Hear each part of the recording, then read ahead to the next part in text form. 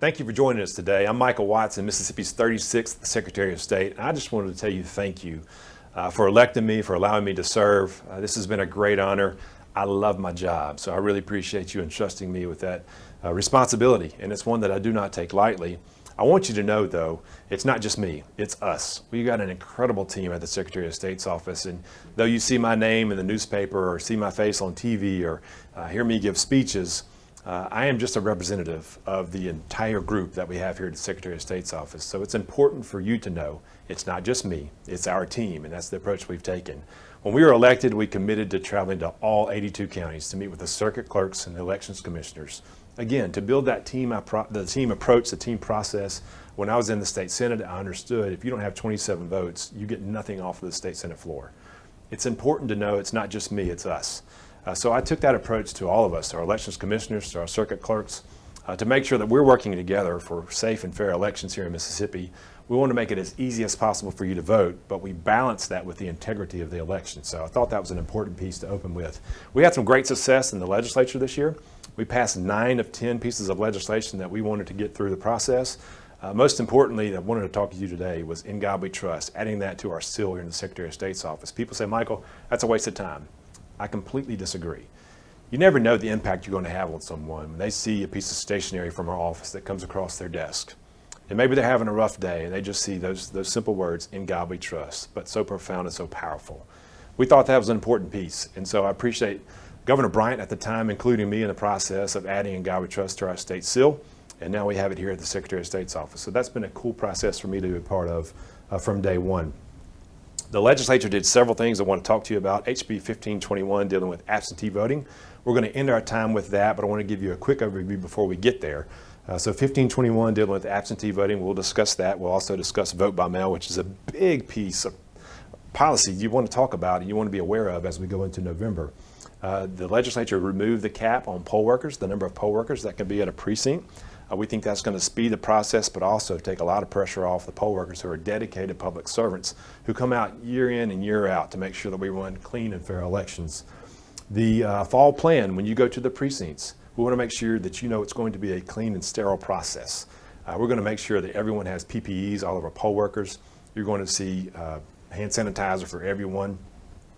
We want to make sure that you understand, listen, we're concerned about your health. We want to make sure that it's safe and it's clean. And that you're prepared to go vote. So that's a process we can give you more information on our website. The citizenship legislation we talked about last year on the campaign trail. Unfortunately, though we got it out of committee and onto the Senate floor, it was not moved forward off the Senate floor. That's an important piece, one that you're going to hear me talk about on the trail as we go out and talk to Mississippians across the state, selling our vision for the Secretary of State's office and why that's important. So I want you to pay attention to that piece. You're going to hear more about that from me. Tackle the tape. It's a new initiative we're going to be rolling out. You also heard about on the campaign trail the Occupational Licensing Review Commission. I'm a conservative. What we like to do is cut tape where we can, make sure that businesses have the ability to operate as they see fit, to provide for their families, to grow their businesses, to grow more employees in Mississippi, to grow our economy. Small businesses are the backbone of our economy, so we want to make sure that we're cutting the tape every chance we get. So you're going to see Tackle the Tape, an initiative that we're working on with the Occupational Licensing Review Commission. The second thing I want to mention, the policies you're going to see coming forward, is the Tim Tebow legislation.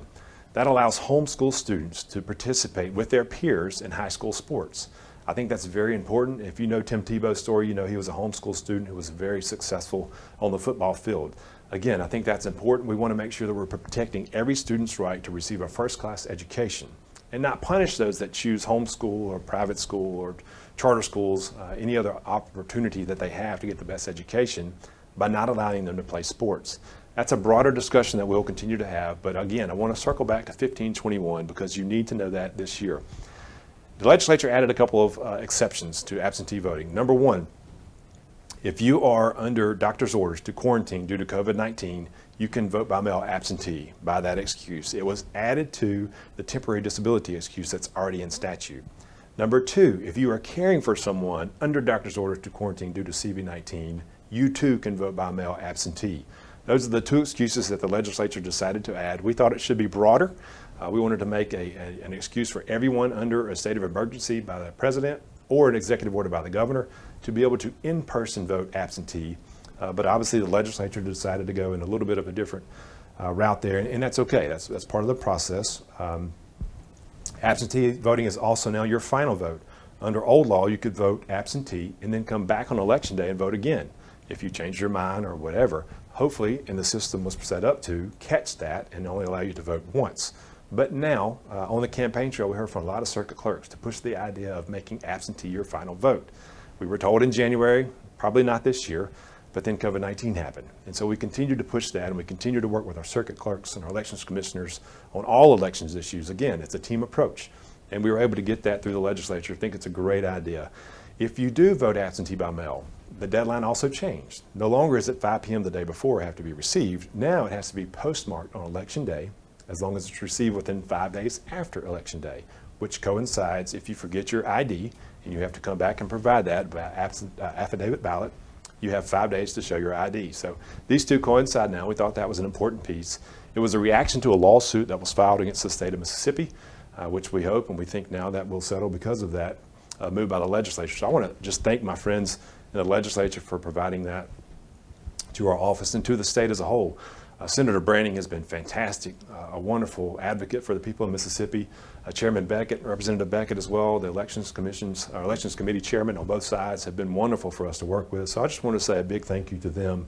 Lastly, those absentee votes that we talked about in 1521, they will now be processed at the courthouse by the resolution board. Why is that important? Well, a couple of reasons. Number one, the integrity of the vote. We do think that's very important.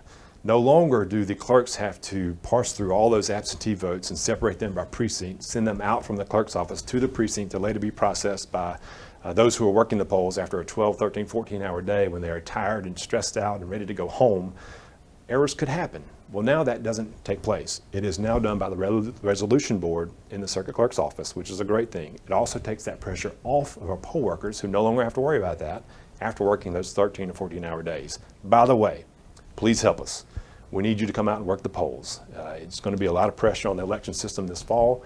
We need good people who are engaged, who want to come out and have the poll worker training. That's another initiative that we're pushing. I hope that you will check that out on our website. But those are a few things from our office. I wanted to give you a quick update. Again, thank you so much for what you do. Please hold us accountable. Those of us who are in public service, we need to make sure that our citizens are watching what we're doing. You get better government when you are engaged. So continue to hold us accountable. If we can be of service here at the Secretary of State's office, please let us know.